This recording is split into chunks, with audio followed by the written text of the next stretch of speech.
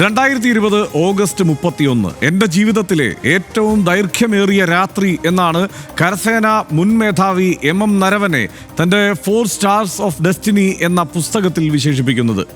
പ്രസിദ്ധീകരിക്കാത്ത ആ പുസ്തകത്തിലെ ഉള്ളടക്കത്തെക്കുറിച്ച് കാരവനിൽ വന്നൊരു ലേഖനം ഇന്ന് ലോക്സഭയെ ഇളക്കിമറിച്ചു. പ്രതിപക്ഷ നേതാവ് രാഹുൽ ഗാന്ധി പുസ്തകവും ലേഖനവും പരാമർശിച്ചതോടെ ഭരണപക്ഷം ഒന്നടങ്കം ചാടി വീണു. കേന്ദ്ര സർക്കാരിന്റെ പ്രതിച്ഛായ തകർന്നടിയുമെന്നുറപ്പായതോടെ രാഹുലിനെ പ്രതിരോധിക്കാൻ മുതിർന്ന കേന്ദ്രമന്ത്രിമാരെല്ലാം ഒറ്റക്കെട്ടായി അണിനിരന്നു. രാഹുലിന് പിന്തുണയുമായി പ്രതിപക്ഷ നിരയും അണിനിരന്നതോടെ പാർലമെന്റ് സംഘർഷഭരിതമായി. ഇന്ത്യ ചൈന സംഘർഷകാലത്തെക്കുറിച്ച് മുൻ കരസേനാ മേധാവി വിശദീകരിക്കുന്ന പുസ്തകത്തെ കേന്ദ്ര സർക്കാർ ഭയക്കുന്നത് എന്തിനാണ്?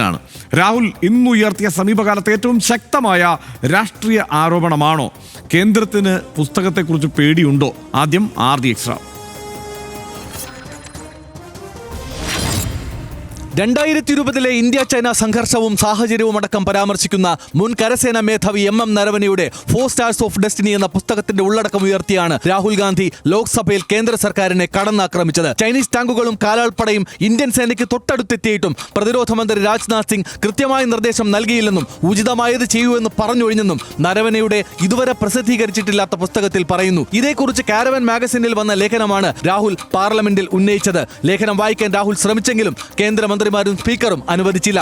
കേന്ദ്ര സർക്കാർ വെട്ടിലാകുമെന്ന് ഉറപ്പായതോടെ പ്രകാശനം ചെയ്യാത്ത പുസ്തകം എന്ന വാദമുയർത്തിയായിരുന്നു കേന്ദ്രമന്ത്രിമാരുടെ പ്രതിരോധം. വാദം സ്പീക്കർ ഓം ബിർളയും അംഗീകരിച്ചു. ഭരണ പ്രതിപക്ഷ വാക്പോര് തുടർന്നതോടെ ലോക്സഭ ഇന്നത്തേക്ക് പിരിഞ്ഞു. വരും ദിവസങ്ങളിലും നരവനെയുടെ കുറിപ്പ് പാർലമെന്റിൽ ഉന്നയിക്കാനാണ് പ്രതിപക്ഷത്തിന്റെ തീരുമാനം. വിഷയത്തിൽ കേന്ദ്രം ചർച്ചയ്ക്ക് തയ്യാറാകണമെന്നും പ്രധാനമന്ത്രി തന്നെ നേരിട്ട് മറുപടി പറയണം എന്നുമാണ് പ്രതിപക്ഷ നിലപാട്. RD Extra news Malayalam.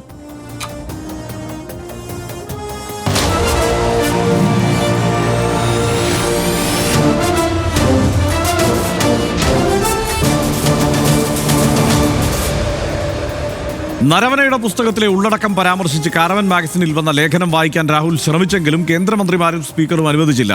പുസ്തകം പ്രസിദ്ധീകരിക്കാൻ നരവനയെ സർക്കാർ അനുവദിച്ചില്ലെന്ന് രാഹുൽ ഗാന്ധി ആരോപിക്കുകയും ചെയ്തു. രാഹുലിന്റെ വാക്കുകളിലേക്ക്.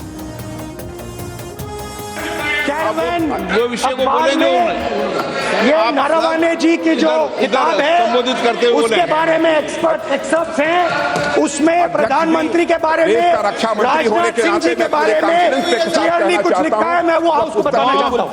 इसमें नरवणे जी ने कहा है कि उनका मेमोयर है, उसे सरकार पब्लिश नहीं होने दे रही है. इसमें सब लिखा है. ആധികാരികമല്ലാത്ത രേഖകൾ ഉദ്ധരിക്കാനാകില്ലെന്ന് ചൂണ്ടിക്കാട്ടി കേന്ദ്രമന്ത്രിമാരായ രാജ്നാഥ് സിംഗും അമിത്ഷായും കിരൺ റിജിജുവും പ്രതിരോധം തീർത്തു. അതിലേക്ക്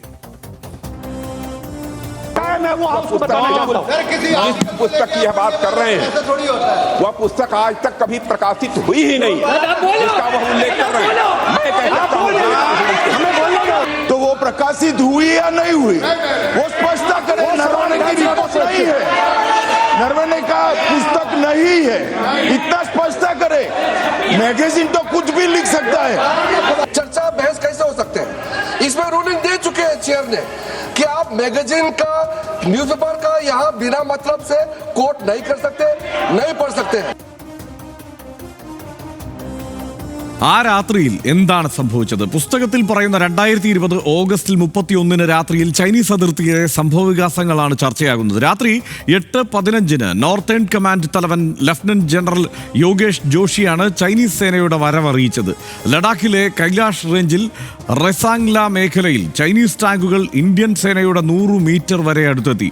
തുടർ നടപടിക്ക് ഉത്തരവ് തേടി കരസേനാ മേധാവി എം നരവനെ ഭരണ നേതൃത്വവുമായി ബന്ധപ്പെട്ടു. പ്രതിരോധ മന്ത്രി, വിദേശകാര്യമന്ത്രി, ഉന്നത ഉദ്യോഗസ്ഥർ തുടങ്ങിയവരെ കാര്യങ്ങൾ ധരിപ്പിക്കാൻ ആവും വിധം ശ്രമം നടത്തി.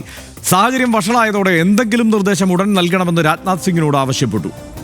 മുകളിൽ നിന്നുള്ള അനുമതിയല്ലാതെ വെടിവെക്കരുത് എന്ന പ്രോട്ടോകോൾ പാലിക്കൂ എന്ന് മാത്രം പറഞ്ഞു.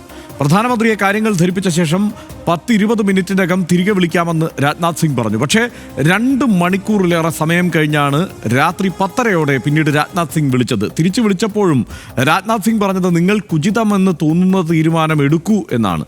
കടുപ്പമേറിയ തീരുമാനമെടുക്കാനുള്ള ഉത്തരവാദിത്വം അങ്ങനെ നരവനയുടേതായി മാറി. ആ നിമിഷം ഔദ്യോഗിക ജീവിതത്തിലെ ഭയാനകവും സമ്മർദ്ദമേറിയതും ആയ നിമിഷമായിരുന്നുവെന്ന് നരവനെ ഈ പുസ്തകത്തിൽ പറയുന്നു എന്നാണ് കാരവൻ മാഗസിൻ ഇന്നിപ്പോൾ പ്രസിദ്ധീകരിച്ചിരിക്കുന്നത്.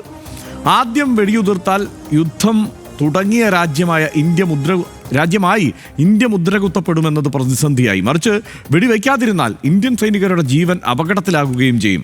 സൈന്യത്തിന്റെ ആത്മവീര്യത്തിനും യുദ്ധത്തിനുമിടയിലെ പ്രതിസന്ധിയിൽ കുടുങ്ങിയ രാത്രി എന്നാണ് നരവനെ പറയുന്നത്. എൻ്റെ ജീവിതത്തിലെ ഏറ്റവും ദൈർഘ്യമേറിയ രാത്രി എന്ന് നരവനെ ആ ദിവസത്തെ വിശേഷിപ്പിക്കുകയും ചെയ്തു. ഇന്ത്യൻ സൈന്യം ഒരടി പോലും പിന്മാറില്ലെന്നും ആദ്യം വെടിയുതിർക്കില്ലെന്നും ഒടുവിൽ ചൈനയ്ക്ക് ബോധ്യപ്പെട്ടു. അവസാനം പുലർച്ചെയോടെ ചൈനീസ് ടാങ്കുകൾ പിൻവാങ്ങിയെന്നും നരവനെ വിശദീകരിക്കുന്നു. MM നരവനെ ഇന്ത്യയുടെ സൈനിക മേധാവിയായിരുന്നത് 2019 ഡിസംബർ 2019 മുതൽ ഡിസംബർ 2022 ഏപ്രിൽ വരെയാണ്. 2024 ഏപ്രിലിൽ പുറത്തിറക്കാനായി തയ്യാറാക്കിയ നരവനയുടെ ഓർമ്മക്കുറിപ്പുകളാണ് 4 Stars of Destiny. 448 പേജുള്ള പുസ്തകം പെൻഗ്വിനാണ് പ്രസിദ്ധീകരിക്കുന്നത്. പ്രീ ഓർഡറുകളും സ്വീകരിച്ചിരുന്നു. എന്നാൽ പുസ്തകത്തിന് പ്രതിരോധ മന്ത്രാലയത്തിൻ്റെ ക്ലിയറൻസ് ലഭിക്കാത്തതിനാൽ ഇതുവരെ പ്രസിദ്ധീകരിച്ചിട്ടില്ല എന്നതാണ് അവസ്ഥ. ഇതിപ്പോൾ വളരെ അസ്വാഭാവികമായ ഒരു നടപടിയാണ് രാഹുൽ ഗാന്ധിയുടെ ഭാഗത്തു നിന്നുണ്ടായത്. പ്രത്യേകിച്ച് ആ നിലയ്ക്ക് പ്രസിദ്ധീകൃതമല്ലാത്ത, പ്രത്യേകിച്ച് ഡിഫൻസിനെയൊക്കെ ബാധിക്കുന്ന, പ്രതിരോധത്തെയൊക്കെ ബാധിക്കുന്ന ഒരു വിഷയം ആ മട്ടിൽ പാർലമെൻറ്റിലേക്ക് വരുന്നു എന്നുള്ളത് തന്നെ അസ്വാഭാവികമായ സംഗതിയാണ്. എന്തായാലും കാരവനിൽ പ്രസിദ്ധീകരിച്ച ഒരു ലേഖനമാണ് അത്. രാഹുൽ ഗാന്ധി ഉന്നയിക്കാൻ ഇടയായ ഒരു സാഹചര്യം കൂടിയുണ്ട് കേട്ടോ. അത് തേജസ്വി സൂര്യയുടെ ഒരു പരാമർശത്തിൻ്റെ തുടർച്ചയിലാണ് അത് ഉന്നയിക്കുന്നത്. അങ്ങനെ ഒരു പരാമർശമൊക്കെ ഉണ്ടായാൽ തീർച്ചയായും ഉന്നയിക്കണം എന്നുള്ള തീരുമാനം രാഹുൽ ഗാന്ധിക്ക് ഉണ്ടായിരുന്നു തോന്നും വിധം ആ കാരവനിലെ ആ പ്രിന്റുമായിട്ടാണ് അദ്ദേഹം വന്നിരിക്കുന്നത്. അത് ഉന്നയിക്കാൻ ഞാൻ ഉദ്ദേശിച്ചിരുന്നില്ല എന്ന് രാഹുൽ ഗാന്ധി ആവർത്തിച്ച് പറയുന്നുമുണ്ട്. കാരണം അതിൻ്റെ ഗൗരവം അദ്ദേഹത്തിന് അറിയാവുന്നതുകൊണ്ടാണ് അത് അദ്ദേഹം പറയുന്നത്. എങ്കിലും ഇങ്ങനെ ഒരു കാരവൻ പോലെ ഒരു മാഗസിൻ അത് പ്രസിദ്ധീകരിച്ച സാഹചര്യത്തിലും പാർലമെൻറ്റ് ഇത്രയും അത് ചർച്ച ചെയ്ത സാഹചര്യത്തിലും അത് സ്വാഭാവികമായും നമുക്കും ചർച്ചയ്ക്ക് എടുക്കാതിരിക്കാൻ കഴിയാത്ത ഒരവസ്ഥയുണ്ട്. ഇങ്ങനെയൊക്കെ സംഭവിച്ചിട്ടുണ്ടോ എന്ന് പൗരന്മാർ അറിയേണ്ട ആവശ്യവുമുണ്ട്. സേതുവിനെന്താ തോന്നുന്നു? ഈ പറഞ്ഞ പോലെ 4 Stars of Destiny ഇന്നിപ്പം 1 മണിക്കൂറിലധികമാണ് ലോക്സഭ നാടകീയമായ മുഹൂർത്തങ്ങൾക്കൊക്കെയും സാക്ഷ്യം വെച്ചത്. നിശ്ചയമായും എൻ്റെ ഒരു ടേക്ക്, രാഹുൽ ഗാന്ധി ഇന്ന് സ്വീകരിച്ച നടപടി അത് അപക്വമാണ്.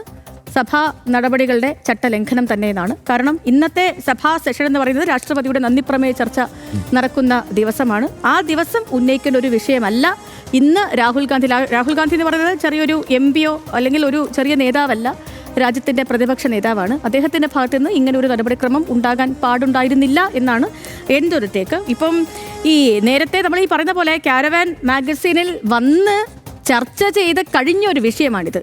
കുറേ നാളുകൾക്ക് മുൻപ് ഈ പുസ്തകത്തിൻ്റെ പ്രസക്ത ഭാഗങ്ങൾ കാരവാനിൽ വരുന്നു. അത് അന്ന് ചർച്ചയായി രാജ്യത്ത് ഏറെക്കുറെ എല്ലാവരും ചർച്ച ചെയ്തൊരു വിഷയമായിരുന്നു. അതിനെ വീണ്ടും സഭയിൽ കൊണ്ടുവന്ന് ഈ ഒരു ദിവസം ചർച്ചയ്ക്കെടുക്കേണ്ട ഒരു കാര്യം ഉണ്ടായിരുന്നില്ല എന്നാണ്. ഇവിടെ ഇപ്പം ഇന്ന് ഈ രാഹുൽ ഗാന്ധി ഒരു വിഷയം ഉയർത്തേണ്ട ഒരു സാഹചര്യം എനിക്ക് മനസ്സിലാവുന്നില്ല. ഇപ്പം 1962 ഇപ്പം ഹർഷൻ, ഈ രാഹുൽ ഗാന്ധി പറയുന്ന സ്ഥലം ലഡാക്ക് പോലുള്ള സ്ഥലങ്ങൾ നമ്മളിൽ നിന്നും പോയി, ചൈന അടക്കമുള്ള ഭാഗങ്ങൾ നമ്മളിൽ നിന്നും പോയി എന്ന് പറയുന്നുണ്ടല്ലോ. 1962 ഇന്ത്യയുടെ ആദ്യ പ്രധാനമന്ത്രി ജവഹർലാൽ നെഹ്റു രാഹുൽ ഗാന്ധിയുടെ ആരാ? മുത്തച്ഛൻ. അന്ന് മുത്തച്ഛൻ പറഞ്ഞ എന്തെങ്കിലും ഒരു കാര്യം ഈ രാഹുൽ ഗാന്ധിയുടെ തലയിൽ ഉണ്ടായിരുന്നെങ്കിൽ ഇന്നൊരു പക്ഷേ രാഹുൽ ഗാന്ധി ഇങ്ങനത്തെ കാര്യങ്ങളൊന്നും ഉന്നയിക്കില്ല. കാരണം ഈ 62 ഇവിടെ ഒരു പുല്ല് പോലും മുളയ്ക്കില്ല, ഈ ലഡാക്ക് ഭാഗത്തുനിന്ന് ഒരു പുല്ല് പോലും മുളയ്ക്കില്ല എന്ന് പറഞ്ഞ ആളാണ് ഈ നെഹ്റു എന്ന് പറയുന്നത്. മാത്രമല്ല ഈ ചൈനയെ ഈ അതിർത്തി പ്രദേശങ്ങളൊന്നും അതിനൊന്നും ഒരു വിലയും കൽപ്പിക്കാതെ, അതൊന്നും ഒരു പ്രസക്ത ഭാഗമേ അല്ല ഇന്ത്യയെ സംബന്ധിച്ചിടത്തോളം എന്ന് പറഞ്ഞ നെഹ്റുവിൻ്റെ കൊച്ചുമകനാണ് ഇപ്പോഴത്തെ ലോക്സഭാ പ്രതിപക്ഷ നേതാവായ രാഹുൽ ഗാന്ധി. അന്ന് മുത്തച്ഛൻ പറഞ്ഞ കാര്യങ്ങളൊക്കെ ഒന്ന് ഓർത്തിരുന്നെങ്കിൽ ഇന്നിപ്പം കൃത്യമായും കേന്ദ്രമന്ത്രിമാർക്ക് ഒരു മറുപടി കൊടുക്കാനെങ്കിലും കഴിയുമായിരുന്നു രാഹുൽ എന്നാണ് എൻ്റെ ഒരു ടേക്ക്. സത്യത്തിൽ രാഹുൽ ഈ വിഷയം പറയും തോറും കോൺഗ്രസിന് ഈ അടി കിട്ടാൻ ഒരു വടി കൊടുക്കുന്ന പോലെയാണ്, അല്ലെങ്കിൽ കേന്ദ്രത്തിന് ഒരു വടി കൊടുക്കുന്ന പോലെയാണ് എനിക്ക് തോന്നിയത്. കാരണം ഈ വിഷയമൊക്കെ ഉന്നയിക്കുമ്പം അന്ന് ഈ വളരെ ഈ വലിയ രാജ്യത്തോട് അത്രയും സ്നേഹമോ അതല്ലെങ്കിൽ ഇതൊക്കെ ഭയങ്കരമായിട്ടും നിരീക്ഷിക്കുകയൊക്കെ ചെയ്യുന്ന മനുഷ്യന്മാരായിരുന്നില്ല പണ്ട് നെഹ്റു ഇക്കാര്യങ്ങളൊക്കെ പറയും. പക്ഷേ ഇന്ന് ആൾക്കാർ ഭയങ്കര റിജിഡായിട്ട് ചിന്തിക്കുന്ന മനുഷ്യരാണ്. നമ്മുടെ ഭൂമി നിങ്ങൾ കൊണ്ടുപോയി വിട്ടുകൊടുത്തില്ലേ എന്നൊരു ചോദ്യം ഉന്നയിക്കാൻ പോലും രാഹുൽ ഗാന്ധിയുടെ ഇന്നത്തെ ഈ സ്റ്റേറ്റ്മെൻറ്റും ഇന്ന് സഭയിൽ നടത്തിയ പ്രതികരണങ്ങളും പ്രകടനങ്ങളും ഒക്കെ വഴിവെച്ചു എന്നാണ് എൻ്റെ ഒരു ടേക്ക്. ഇന്നത്തെ രാഹുലിൻ്റെ പരാമർശം തന്നെ നോക്കൂ. ഒരു പുസ്തകം വരാൻ പോവുകയാണ് ഹർഷൻ, അതായത് ആ പുസ്തകം വന്നിട്ടില്ല, വരാൻ പോകുന്ന ഒരു പുസ്തകം. ആ പുസ്തകത്തിൽ ഈ പ്രതിരോധ മന്ത്രിയെക്കുറിച്ച് പറഞ്ഞിരിക്കുന്നു, പ്രധാനമന്ത്രിയെക്കുറിച്ച് പറഞ്ഞിരിക്കുന്നു എന്നുള്ള കാരണങ്ങൾ പറഞ്ഞത് എങ്ങനെയാണ് സഭയിൽ കൊണ്ടുവരിക? അത് പ്രസിദ്ധീകരിക്കപ്പെട്ട ഒരു പുസ്തകമല്ല. അപ്പോൾ അതുകൊണ്ട് തന്നെ അത് ചട്ടങ്ങളുടെ ലംഘനമല്ലേ? അതെങ്ങനെയാണ് ഒരാൾക്ക് അവിടെ ഉയർത്താൻ പറ്റുക? പിന്നെ ഈ പുസ്തകം നമുക്കറിയാവുന്ന പോലെ കേന്ദ്ര സർക്കാരിൻ്റെ കയ്യിൽ എല്ലാ അധികാരങ്ങളുമുള്ള ആൾക്കാരാണ്. ഈ പുസ്തകം പ്രസിദ്ധീകരിക്കാൻ കഴിയില്ല എന്ന് കേന്ദ്ര സർക്കാർ ഇതുവരെ പറഞ്ഞിട്ട് നമ്മൾ കേട്ടിട്ടില്ല. കാരണം കാരവാനിൽ ഈ ഒരു മാസികയുടെ ഈ പ്രസക്ത ഭാഗം നമ്മളിപ്പോൾ സംസാരിക്കുന്ന ഈ ഭാഗങ്ങളൊക്കെ നേരത്തെ വന്നതല്ലേ. ഈ കേന്ദ്ര സർക്കാരിന്റെ ഭാഗത്ത് അങ്ങനെ ഒരു നടപടി ഉണ്ടായിട്ടില്ലല്ലോ. ആരും ഒരു സ്റ്റേറ്റ്മെന്റ് ഇതിൽ നടത്തിയിട്ടില്ലല്ലോ.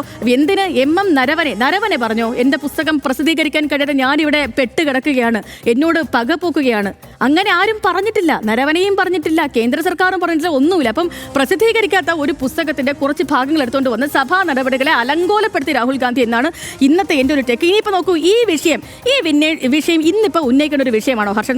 നോക്കണം, ഇപ്പം കേന്ദ്ര ബജറ്റ് അവതരിപ്പിക്കപ്പെട്ടു. നമുക്കറിയാം ആ കേന്ദ്ര ബജറ്റിൽ എന്താ ഉള്ളതെന്ന്. ഇപ്പം കേരളത്തിലെ കേന്ദ്രത്തിൽ നിന്ന് ഒന്നും കിട്ടില്ല നമ്മൾ സംസാരിക്കുന്നത്. ഇപ്പോൾ നമ്മുടെ ഫയറിൽ പോലും ചർച്ചാ വിഷയം അതായിരുന്നു. ഇന്നലെയും മിനിങ്ങാൻ നോക്കിയായിട്ട് ഈ വിഷയം നമ്മൾ സംസാരിക്കുന്നു. രാജ്യത്തുള്ള കോടിക്കണക്കിന് മനുഷ്യർ ഈ വിഷയം സംസാരിക്കുകയും ഇത് ഉറ്റുനോക്കുകയും ചെയ്യാം. രാജ്യത്ത് തൊഴിലില്ലായ്മയുണ്ട്, ഇവിടുത്തെ യുവാക്കൾക്ക് മതിയായ പരിഗണന ഈ ബജറ്റിൽ കൊടുത്തിട്ടില്ല. ഈ കേന്ദ്ര സർക്കാർ തന്നെ ഓരോ സംസ്ഥാനങ്ങളും കൊടുത്ത വിഹിതം എത്രയാണ് നമുക്കറിയാം. പ്രത്യേകിച്ച് പ്രതിപക്ഷം ഭരിക്കുന്ന സ്റ്റേറ്റുകൾക്ക് എന്ത് വിഹിതമാണ് കേന്ദ്രത്തിൽ നിന്ന് ബജറ്റ് വഴി കിട്ടിയത്? അപ്പം ഇത്രയും വിഷയങ്ങൾ ഇവിടെ ഉള്ളപ്പോൾ ആ വിഷയം സംസാരിക്കാൻ ഒരു ദിവസം ഉള്ളപ്പോൾ അന്ന് സംസാരിക്കേണ്ട വിഷയമാണോ ഇത്? അല്ലേ? ആ വിഷയങ്ങളിൽ അല്ലേ എന്നിപ്പോ ചോദിച്ചാൽ ഞാൻ ഇപ്പൊ മറുപടി പറഞ്ഞു. ഇപ്പൊ മറുപടി പറയണ്ട, എല്ലാം കൂടി ചേർത്ത് പറഞ്ഞാൽ മതി. പിന്നെ അതേപോലെ അപ്പോൾ അതുകൊണ്ട് തന്നെ അത് ഈ രാജ്യത്ത് സംസാരിക്കേണ്ട ചർച്ച ചെയ്യേണ്ട വിഷയങ്ങളിൽ നിന്നും വഴി മാറ്റാൻ ഒരു ശ്രമം നടന്നു എന്നാണ് എനിക്ക് തോന്നുന്നത്. അല്ലെങ്കിൽ ഇന്നത്തെ വിഷയം ഈ ഒരു ദിവസം ഉന്നയിക്കേണ്ട കാര്യമില്ല. ഇനി രണ്ടാമത്തെ ഈ വിഷയത്തിലേക്ക് തന്നെ വന്നാൽ, ഇപ്പൊ 2020 ലഡാക്കിലെ ഗാൽവാൻ താഴ്വരയിൽ ഈ ഒരു പ്രശ്നം ഉണ്ടാകുന്നത്. ചൈനീസ് പീപ്പിൾ ലിബറേഷൻ ആർമി ഇവിടേക്ക് വരുന്നു, നമ്മുടെ അതിർത്തിയിലേക്ക് വരുന്നു, അതിർത്തി ഇവരുമായിട്ട് ഏറ്റുമുട്ടുന്നു, സംഘർഷം ഉണ്ടാകുന്നു. അന്ന് കഷ്ടമെന്ന് പറയട്ടെ, നമ്മുടെ 20 ജവാന്മാർ വീരമൃത്യു വരിച്ച ഒരു സംഭവം കൂടിയാണ് ഈ ഗാൽവാൻ കോൺഫ്ലിക്റ്റ് എന്ന് പറയുന്നത്. പക്ഷേ ഹർഷൻ, നമ്മുടെ നരേന്ദ്രമോദി സർക്കാർ വന്നതിന് ശേഷം ചെറുതും വലുതുമായി എത്രയോ സംഘർഷങ്ങളുണ്ടായി, അതിർത്തി സംഘർഷങ്ങൾ. അത് മുൻപും അതിർത്തി സംഘർഷങ്ങൾ ഉണ്ടായിരുന്നു. ഇന്ത്യ പാക് സംഘർഷങ്ങൾ അതിർത്തിയിൽ, അതിപ്പോൾ നമ്മൾ സംസാരിക്കുന്ന ഘട്ടത്തിൽ പോലും അവിടേക്ക് ചിലപ്പോൾ ഒരു പക്ഷേ നുഴഞ്ഞുകയറ്റ ശ്രമങ്ങൾ പരാജയപ്പെടുകയും അതിർത്തി സംഘർഷങ്ങൾ അത് നിത്യേന സംഭവിക്കുന്ന ഒന്നാണ്. അതല്ലാതെ മേജറായിട്ടുള്ള ഇൻസിഡന്റുകൾ എത്രയുണ്ടായി? ബലാക്കോട്ടുണ്ടായി, ഉറിയുണ്ടായി, ഇപ്പം ലേറ്റസ്റ്റ് ആയിട്ട് പെഹൽഗാം അറ്റാക്ക് ഉണ്ട്. അതിന് നമ്മൾ മറുപടിയായിട്ട് ഓപ്പറേഷൻ സിന്ദൂർ കൊടുത്തു. ഈ സമയത്തെല്ലാം ഉറി ഉണ്ടാകുമ്പോഴും അതേപോലെ തന്നെ അതിന് ബലാക്കോട്ട് നമ്മൾ തിരിച്ചടി കൊടുക്കുമ്പോഴും ഒക്കെ എന്തായിരുന്നു കേന്ദ്രത്തിന്റെ നിലപാട്? കേന്ദ്രം അതിൽ ഒരിക്കലും ഒരു പൊളിറ്റിക്കലി ഇടുന്ന ഒരു സർക്കാർ അല്ലെന്നേ ഇത്. ഇപ്പം കഴിഞ്ഞ വട്ടം അല്ലെങ്കിൽ ഇപ്പം ഈ നമ്മുടെ UPA ഭരണകാലത്ത് ആ സമയത്ത് എന്തായിരുന്നു? സംയമനമായിരുന്നു. പ്രതിരോധ വകുപ്പിന്റെ നീക്കം സംയമനമാണ്, എല്ലാത്തിനും സംയമനം പാലിക്കുക. പക്ഷേ ഇതല്ല, അറ്റാക്ക് ചെയ്യാൻ പറയുന്ന ഒരു സർക്കാരാണിത്. ഈ കേന്ദ്ര സർക്കാരിന്റെ നിലപാട് അറ്റാക്ക് ചെയ്യുക എന്നുള്ളതാണ്. അപ്പം അതുകൊണ്ട് തന്നെ ഇപ്പോഴത്തെ ഈ സർക്കാർ ഇതിന്റെ പേരിൽ ഇങ്ങനെ കുറ്റപ്പെടുത്തേണ്ട ആവശ്യമോ അങ്ങനെ ഒരു നടപടി ഉണ്ടായിട്ട് എനിക്ക് തോന്നുന്നില്ല. ഈ ഒരു ദിവസം ഈ ഒരു വിഷയം സംസാരിക്കേണ്ട ഒരു സാഹചര്യം ഇല്ലെന്നാണ് കുറച്ചും കൂടി പറയാനുള്ളത്. പക്ഷേ സമയം വരുന്നത് മൂലം നിർത്തുന്നു. തീർച്ചയായും. അതിൽ ആദ്യം ഈ നെഹ്റുവിനെ പരാമർശിച്ച കാര്യം ഞാൻ പറയാം. ജവഹർലാൽ നെഹ്റുവിനെ കുറിച്ച് ഇങ്ങനെ പല കഥകളും വ്യാപകമായി പ്രചരിപ്പിക്കാറുണ്ട്. അതൊരു പ്രൊപ്പഗാൻഡയുടെ ഭാഗമാണ്. ജവഹർലാൽ നെഹ്റു യഥാർത്ഥത്തിൽ പാർലമെന്റിൽ പറഞ്ഞിരിക്കുന്നത് ഒരു കോൾഡ് ഡെസേർട്ട്, ഒരു ബാരൽ ലാൻഡ്, അത് സ്വാഭാവികമാണ്, അത് അങ്ങനെയുള്ളൊരു സ്ഥലം തന്നെയാണ്. അതിനെ അങ്ങനെയല്ലാതെ ഇപ്പോൾ വേറൊരു പേരിട്ട് വിശേഷിപ്പിക്കാൻ കഴിയില്ല. പക്ഷേ ഒരു പ്രൊപ്പഗാൻഡയുടെ ഭാഗമായി അവിടെ പുല്ല് പോലും മുളയ്ക്കാത്ത സ്ഥലമാണെന്നും ആ പുല്ല് പറഞ്ഞ് പിന്നീട് അദ്ദേഹത്തെ പലരും പരിഹസിച്ചിട്ടുണ്ട് എന്നുമൊക്കെയുള്ളത് ഇല്ല, അതൊക്കെ കഥയാണ്. അതെല്ലാം കഥയാണ്. കഥയിൽ അവശേഷിക്കുന്ന കാര്യങ്ങൾ അതല്ല. കാരണം അത്രത്തോളം ആളുകൾ വിശ്വസിക്കുന്ന തരത്തിൽ അത് പ്രചരിപ്പിക്കപ്പെട്ടിട്ടുണ്ട് എന്നുള്ളതാണ് പ്രശ്നം. യഥാർത്ഥത്തിൽ അദ്ദേഹം പറഞ്ഞിരിക്കുന്നത് അത് ഹൈ ആൾട്ടിറ്റ്യൂഡ് കോൾഡ് ഡെസേർട്ടാണ്, അതൊരു ബാരൻ ലാൻഡ്, ആ രീതിയിൽ കണക്കാക്കിയാൽ അവിടെ വെജിറ്റേഷൻ തീരെ കുറവാണ്. അത്തരം കാര്യങ്ങൾ പറയുന്നതിനെ അവിടെ പുല്ല് പോലും മുളയ്ക്കാത്ത സ്ഥലമാണ്, പോകുന്ന പൊക്കോട്ടെ എന്ന് നെഹ്റു പറഞ്ഞു എന്ന മട്ടിൽ പ്രചരിപ്പിച്ചത് ചില്ലറക്കാരൊന്നും അല്ല കേട്ടോ. അത് ഇത് ഒരു സെക്കൻഡറി ഇൻഫർമേഷൻ എന്ന മട്ടിൽ പലരും അത് പ്രചരിപ്പിച്ചിട്ടുണ്ട്. ഓഷയടക്കം പറഞ്ഞിട്ടുണ്ട് അത് അങ്ങനെ. പക്ഷേ സത്യത്തിൽ അത് വസ്തുതയുമായി ചേർന്ന് പോകുന്നതല്ല.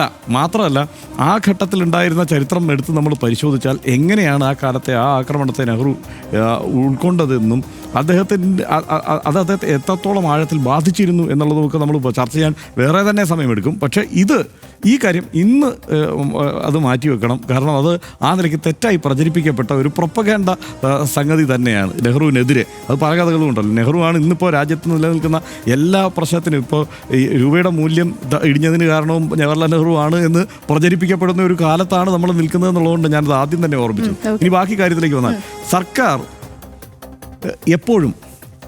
സർക്കാർ എന്താണ് സംഭവിക്കുന്നത്, പ്രത്യേകിച്ച് രാജ്യസുരക്ഷയുമായി ബന്ധപ്പെട്ട് എന്താണ് സംഭവിക്കുന്നത് എന്നത് അത് സംഭവിച്ചതിന് ശേഷമെങ്കിലും ജനങ്ങളോട് ബോധ്യപ്പെടുത്താനുള്ള ബാധ്യത സർക്കാരിനുണ്ട് എന്നാണ്. ഇപ്പോൾ ക്ലാസിഫൈഡായ വിവരങ്ങളാണ്, അത് ആ മട്ടിൽ പുറത്തുവിടാൻ കഴിയില്ല എന്നൊക്കെയുള്ളത് പലപ്പോഴും പറയാറുണ്ട്. പക്ഷേ ഈ 1962 കാര്യം പറഞ്ഞില്ലേ, ഈ 62 ആക്രമണവുമായി ബന്ധപ്പെട്ട് തന്നെ പാർലമെൻറ്റിനുള്ളിൽ നിരവധി വിഷയങ്ങൾ ഈ മട്ടിൽ തന്നെ വാജ്പേയി അടക്കമുള്ളവർ ഉള്ളതാണ് ഇന്ത്യയുടെ ചരിത്രം. ആ പാർലമെന്റിന്റെ ചരിത്രം അതാണ്. മാത്രമല്ല അത് ചിലപ്പോൾ ഇങ്ങനെ ഈ പ്രസിദ്ധീകരിക്കാത്ത വിവരങ്ങളല്ല, പ്രസിദ്ധീകരിച്ച വിവരങ്ങളാണെന്നുള്ള പ്രത്യേകതയുണ്ട്. പക്ഷേ ഇവിടെ പ്രസിദ്ധീകരിക്കാത്തതാണ് എന്ന ഒറ്റയടിക്ക് നമുക്ക് പറയാൻ കഴിയില്ല. കാരവൻ എന്ന മാഗസിൻ ഇത് പ്രസിദ്ധീകരിച്ചിരിക്കുന്നു. ആ പുസ്തകം പ്രസിദ്ധീകരിക്കപ്പെട്ടോ ഇല്ലയോ എന്നുള്ളതല്ല, ഇന്ത്യയിലെ പ്രധാനപ്പെട്ട ഒരു മാധ്യമം ഇത് പ്രസിദ്ധീകരിച്ചിരിക്കുന്നു. ഇത് ഇങ്ങനെയൊക്കെ ഈ പുസ്തകത്തിൽ പറഞ്ഞിട്ടുണ്ട്. ഈ പുസ്തകത്തിന് ഇതുവരെ എന്താണ് അനുമതി കൊടുക്കാത്തതെന്ന്? ഇത് നിങ്ങൾ പ്രസിദ്ധീകരിച്ചോളൂ എന്ന് കേന്ദ്ര സർക്കാർ അനുമതി കൊടുത്താൽ തീരുന്ന പ്രശ്നമാണ്. ഇത് ഇല്ല, ഇത് അനുമതി അല്ല. അത് നമുക്ക് ഇവിടെ കേരളത്തിൽ ഇന്ത്യയിലെ ചില പ്രസാധകർ തന്നെ ഒരു സുപ്രഭാതത്തിൽ അപ്രത്യക്ഷമായ ചരിത്രം വേറെയുണ്ട്.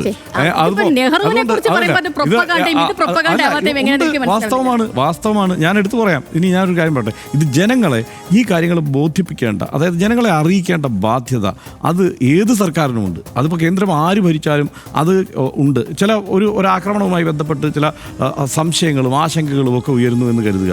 ഏറ്റവും ഒടുവിലുണ്ടായ കാശ്മീരിലെ ആക്രമണവുമായി ബന്ധപ്പെട്ട് എന്താണ് നമ്മുടെ ആശങ്ക?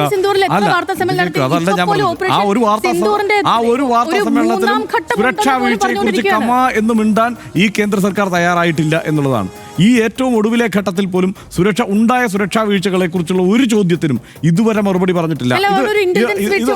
ഇത് മാത്രമല്ല, അതിന് മുൻപ് പഹൽഗാമിൽ അതിന് മുമ്പുണ്ടായ ജവാന്മാർ CRPF ജവാന്മാർ കൊല്ലപ്പെട്ട സംഭവത്തിൽ ഉണ്ടായിട്ടുള്ള സുരക്ഷാ വീഴ്ചയെക്കുറിച്ച് ഒരു കാര്യവും പറയാൻ തയ്യാറായിട്ടില്ല. അതായത് ഇവിടേക്ക് ആക്രമണം ഉണ്ടായിട്ടുണ്ടോ, നമ്മൾ സൂപ്പറായിട്ട് തിരിച്ചടിച്ചില്ലേ എന്ന് പറയുമ്പോൾ പ്രധാനമായും പറയേണ്ട ഒരു കാര്യമുണ്ട്. എന്തുകൊണ്ട് ഈ വീഴ്ചകൾ ഉണ്ടായി, എന്തുകൊണ്ടാണ് ഇങ്ങനെ ആക്രമിക്കപ്പെട്ടത്? അവിടെ നിന്ന് ജവാന്മാരെ വിമാനത്തിൽ കൊണ്ടുവരുന്നത് ഈ ബസ്സിൽ കൊണ്ടുവരുന്നതിനേക്കാൾ ചെലവ് കുറഞ്ഞ സംവിധാനമായിരിക്കെ അതിനാവശ്യപ്പെട്ടിട്ടും എന്തുകൊണ്ടാണ് അതിനെ അനുവദിക്കാതെ ബസ്സിൽ തന്നെ കൊണ്ടുവരാമെന്നുള്ള തീരുമാനം എടുത്തത്? ചോദ്യമാണ്. ഒരു ഉത്തരവും ഇതുവരെ കേട്ടിട്ടില്ല. ഇവിടെ ഈ ഇത്രയും എന്താണ് ടൂറിസ്റ്റുകൾ വെടിയേറ്റ് മരിക്കുന്ന സാഹചര്യം ഉണ്ടാകുമ്പോൾ എങ്ങനെയാണ് അതവിടെ സുരക്ഷാ ചുമതലയുള്ളവർ വരുത്തിയ വീഴ്ചയെക്കുറിച്ച് ഒരക്ഷരം പറയാൻ കൂട്ടാക്കിയിട്ടില്ല. അപ്പോൾ അത്തരം കാര്യങ്ങൾ ഉണ്ടാകുമ്പോഴാണ് നമുക്കുള്ള പ്രശ്നം. ഇതാരാണ്? നിസ്സാരക്കാരനല്ല, കരസേനാ മേധാവിയാണ്.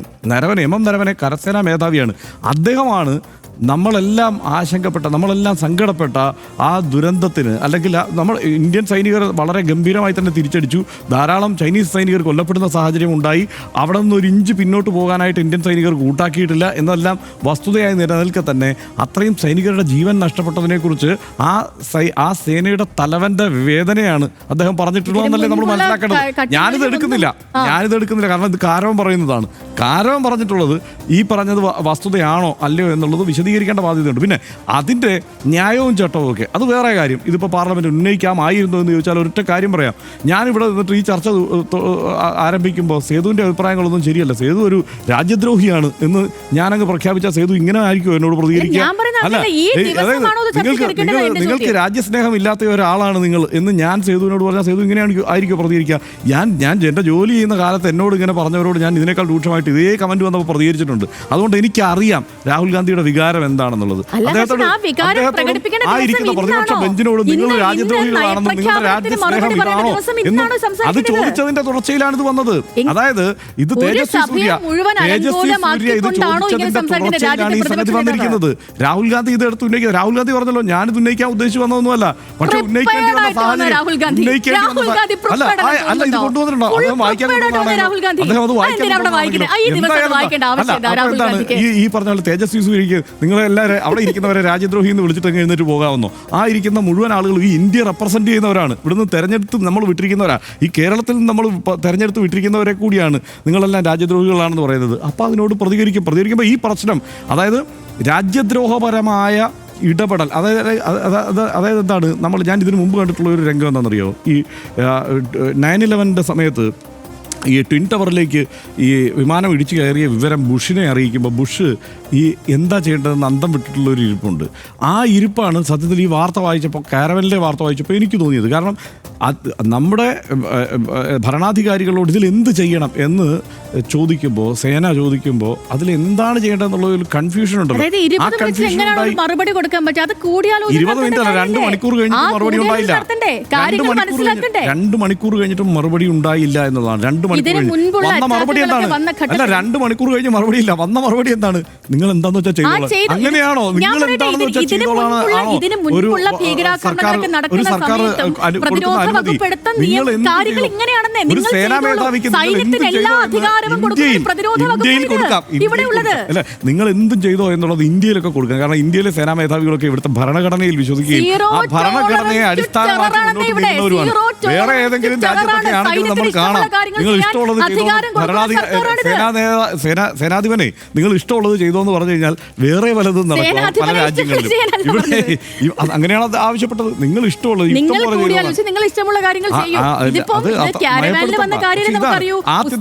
ഈ പ്രകോപനത്തിലേക്ക് എല്ലാം പോകുന്നത് എന്താണ്? കണ്ട ജാതി ചുറ്റും ഇരിക്കുന്ന ആരെ കണ്ടാലും രാജ്യദ്രോഹി എന്ന് വിളിക്കുന്ന പരിപാടി നമുക്ക് തൽക്കാലം അവസാനിപ്പിക്കാം. പുഴുങ്ങി എടുത്തൊരു ഉരുളക്കിഴങ്ങ് കയ്യിൽ പിടിച്ചു നിൽക്കുന്നതിന് സമാനമായ അവസ്ഥയാണെന്നാണ് അദ്ദേഹം പറഞ്ഞത്. ആര്?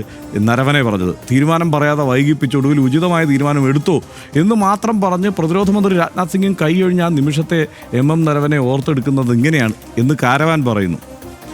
ഭരണ രാഷ്ട്രീയ നേതൃത്വം ഉത്തരവാദിത്വം ഏറ്റെടുക്കാതിരുന്നതോടെ ഏത് തീരുമാനമെടുത്താൽ ഉചിതമാകുമെന്ന് അറിയാതെ കുഴഞ്ഞ നിമിഷം. യുദ്ധം തുടങ്ങി വയ്ക്കണോ, സൈന്യത്തിൻ്റെ ആത്മവീര്യം തകർക്കും വിധം തീരുമാനമെടുക്കണോ, കോവിഡിൽ തകർന്നടിഞ്ഞ സമ്പദ് വ്യവസ്ഥയെക്കുറിച്ചാണോ ആലോചിക്കേണ്ടത്? അങ്ങനെ ആ നിമിഷം മനസ്സിൽ വന്നു നിറഞ്ഞത് അനേകം സംഗതികളാണെന്നാണ് നരവനെ പറയുന്നത്. സമീപകാലത്ത് അതിർത്തിയിൽ രാജ്യം നേരിട്ട ശക്തമായൊരു സൈനിക നീക്കമായിരുന്നു ഗാൽവാനിലേത്. ഏറ്റുമുട്ടലിൽ 20 സൈനികരെയാണ് രാജ്യത്തിന് നഷ്ടമായത്. ഇന്ത്യ ചൈന ബന്ധത്തിലും രാജ്യത്തിൻ്റെ നയതന്ത്ര ബന്ധത്തിലുമെല്ലാം ഗാൽവാൻ സംഘർഷം ഉണ്ടാക്കിയത് അതുവരെ ഇല്ലാത്ത വിധമുള്ള മാറ്റങ്ങളാണ്. അത്രയും നിർണായകമായൊരു ഘട്ടത്തിൽ നമ്മുടെ ഭരണ നേതൃത്വം ഒരു തീരുമാനം പോലും എടുക്കാൻ കെൽപ്പില്ലാത്തവണ്ണം നിർജീവമായിരുന്നു എന്ന വെളിപ്പെടുത്തൽ സ്വാഭാവികമായും സർക്കാരിൻ്റെ പ്രതിച്ഛായയെ തകർക്കുമെന്നുള്ള ആശങ്ക സർക്കാരിനുമുണ്ട്. അതുകൊണ്ടാണ് ശക്തമായി സർക്കാർ ആ ആരോപണത്തെ എതിർത്തതും. വരും ദിവസങ്ങളിലും പാർലമെന്റിൽ ഈ വിഷയം കത്തുന്ന ചർച്ചയായി മാറും എന്ന് തന്നെയാണ് നമുക്ക് തൽക്കാലം കരുതാനാവുക. RDX അടുത്ത വിഷയത്തിലേക്ക്.